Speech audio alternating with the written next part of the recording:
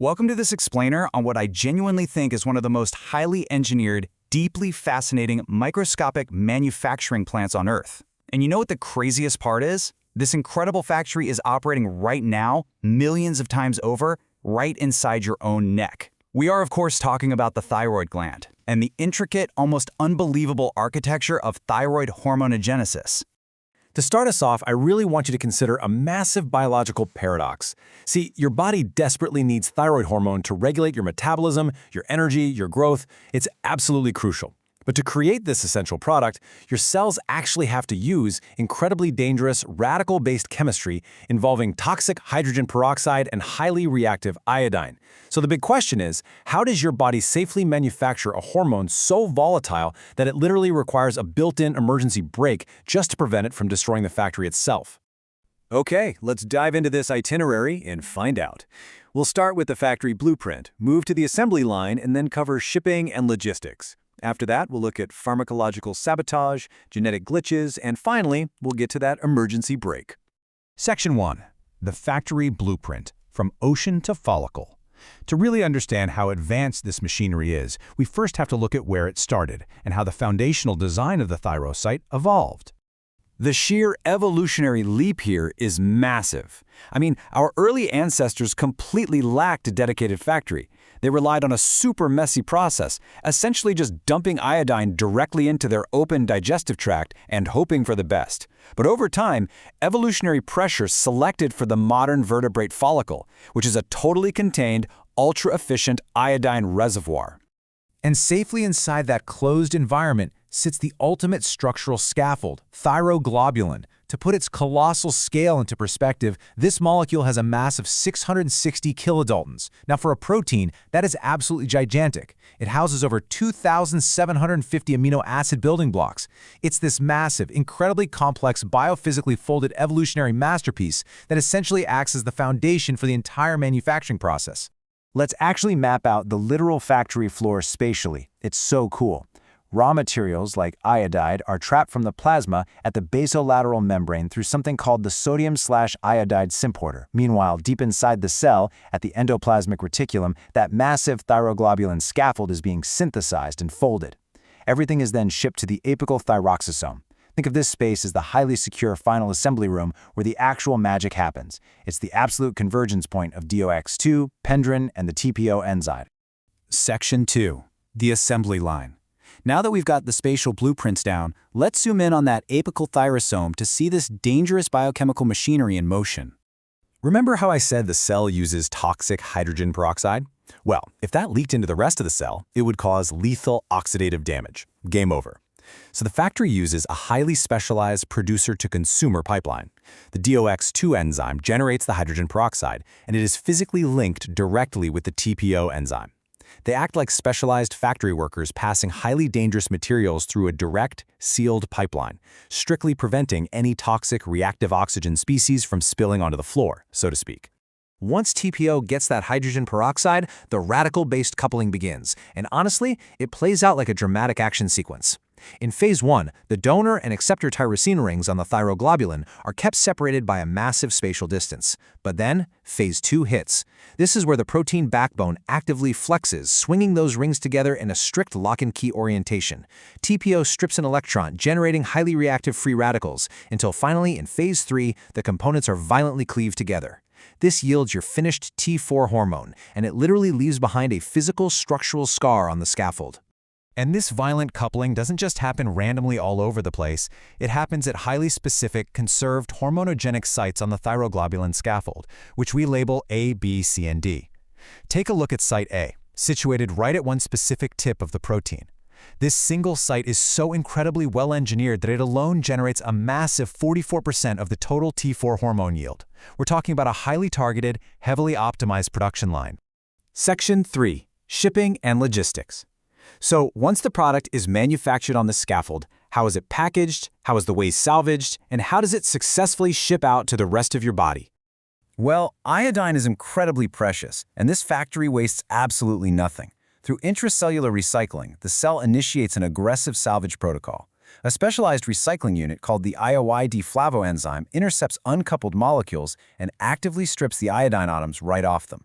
This internal recycling prevents systemic iodine from just being wasted and flushed out in your urine. It perfectly maintains the raw material homeostasis for the factory.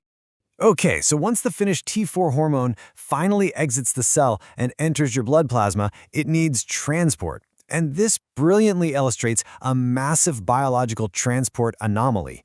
Human serum albumin, or HSA, is 2,000 times more abundant in the blood than our main transporter, TBG.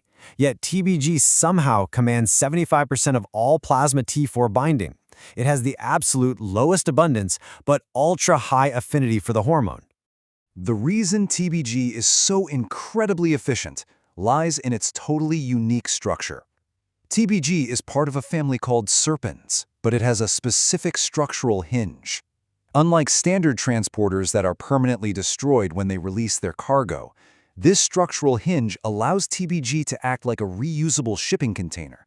It can literally snap open and shut to reversibly release the T4 cargo, totally unharmed, to its final destination. It's brilliant. Section 4. Pharmacological sabotage. What happens when this perfectly tuned machinery faces external disruption? Let's take a look at how certain drugs purposefully or even accidentally throw a massive spanner in the works. Let's contrast two completely different kinds of attackers here. Methimazole is a deliberate medical sabotage. It acts as a suicide inhibitor directly at the TPO enzyme to stop dangerous overproduction in certain diseases. But lithium attacks much more subtly. Instead of hitting the enzyme directly, it alters the three-dimensional shape of the thyroglobulin scaffold itself, which halts the cellular machinery and actually accidentally induces goiter or hypothyroidism in up to 30% of patients taking it. Section 5. Genetic glitches. Sometimes the disruption isn't from the outside. In this chapter, we're looking at what happens when the original blueprint is miswritten right from birth. By mapping out the genetic topography, we can see exactly which machine is broken on the factory floor.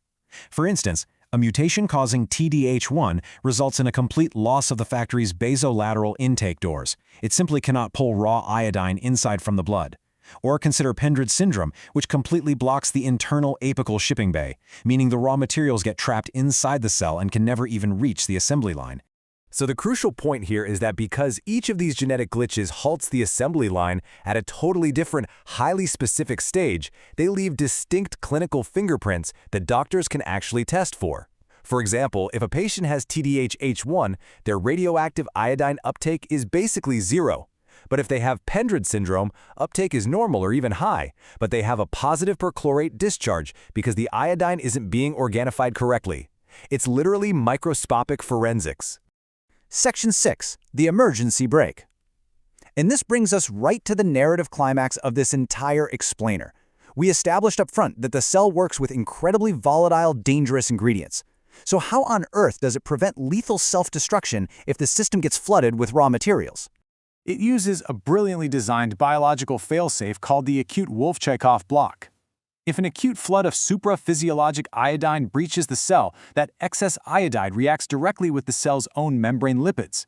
This rapidly forms a highly specialized iodinated lipid known as 2-IHDA. And this lipid, it acts as a literal emergency brake, directly and irreversibly inhibiting the DUOX2 enzyme. Deprived of hydrogen peroxide, all oxidation ceases, and the factory instantly halts all synthesis to prevent a lethal overproduction of hormone. It shuts it down cold. But obviously, the factory can't stay shut down forever, right? Enter the escape phenomenon. The cell adapts. That initial block creates a localized spike in toxic reactive oxygen, which purposefully triggers the rapid destruction of its own intake doors. It literally boards up the windows to stop more iodine from getting in. With the intake gene downregulated, intracellular iodide drops safely, the brake is finally released, and normal, healthy function is restored in just 2 to 10 days. The mastery of life isn't just in building the engine, but in knowing precisely when and how to stop it. The sheer mind-bending elegance of this microscopic engineering is staggering. And what is truly wild to think about is that this hyper-coordinated sequence of capturing, folding, linking, shipping, and auto-regulating is happening millions of times inside you right now just to keep you energized and functioning every single day. Which leaves us with one final thought to ponder. If our body has evolved an entire, incredibly intricate, beautifully regulated factory, complete with built-in pipelines and emergency brakes, just to handle iodine, What other breathtaking microscopic machinery is hiding inside you, waiting to be explored? Keep learning, stay curious, and I'll see you in the next explainer.